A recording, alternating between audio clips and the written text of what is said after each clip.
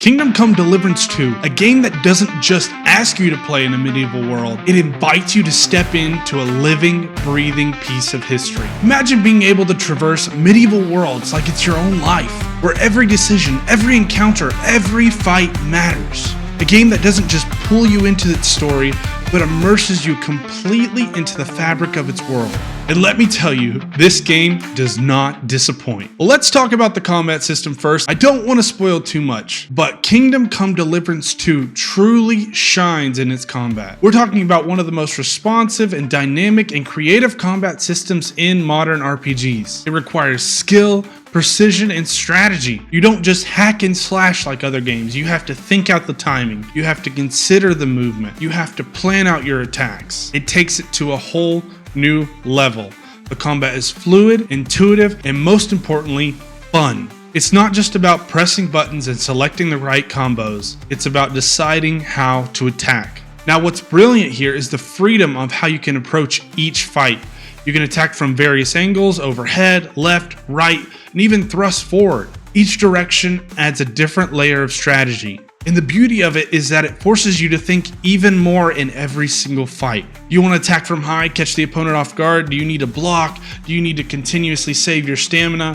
Whatever it may be, every moment and every move you make carries weight in a battle. And the battles take time. It's not like you're fighting one person and you punch them 2 times and they're down. You have to fight like you were fighting a real person. It can take 10, 15, even 20 hits to knock somebody out. You have to choose when to attack, how to defend, and how to survive each battle. This creates a deeply satisfying combat experience where no 2 fights feel the same. Then there are the graphics. My goodness, the graphics. When you first step into the world of Deliverance 2, it feels less like a game and more like you've walked into the pages of a history book. The world around you looks stunning, almost surreal in the amount of detail. Every tree, every stone wall, every flowing river is rendered with such care and authenticity. The cities and villagers are bustling with life. The town folks are going about their daily routine, and you just feel like you're part of the world they're living in. The architecture of the castles, the sweeping fields, the entire dirt roads you walk on.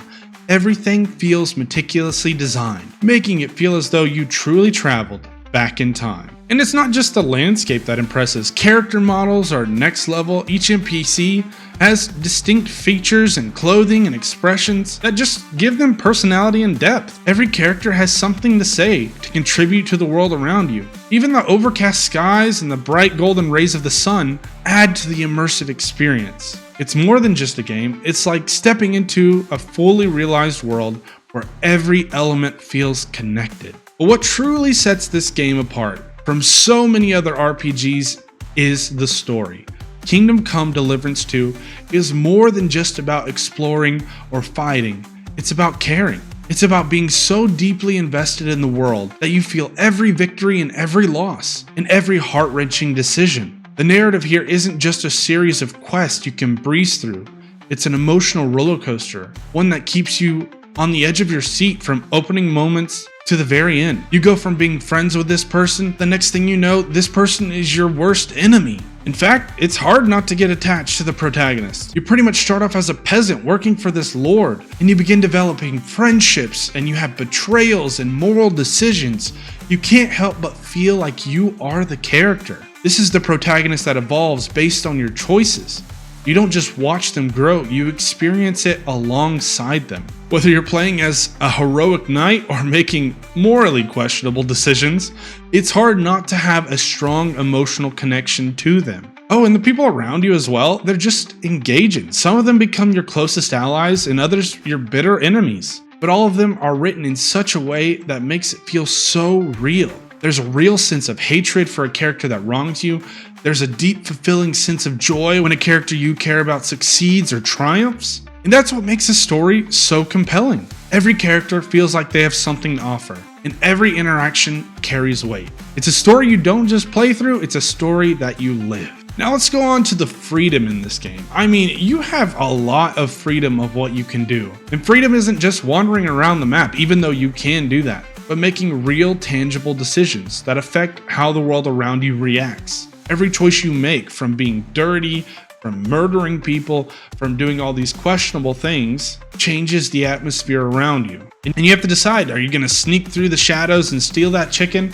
Or are you going to go in and buy it? There's consequences, conversations, and a community that you get to be a part of. You can simply keep to yourself or go around building friendships and reputation. This level of freedom, though, doesn't just exist in the narrative. It extends to the core of the gameplay. You can choose what weapons to equip.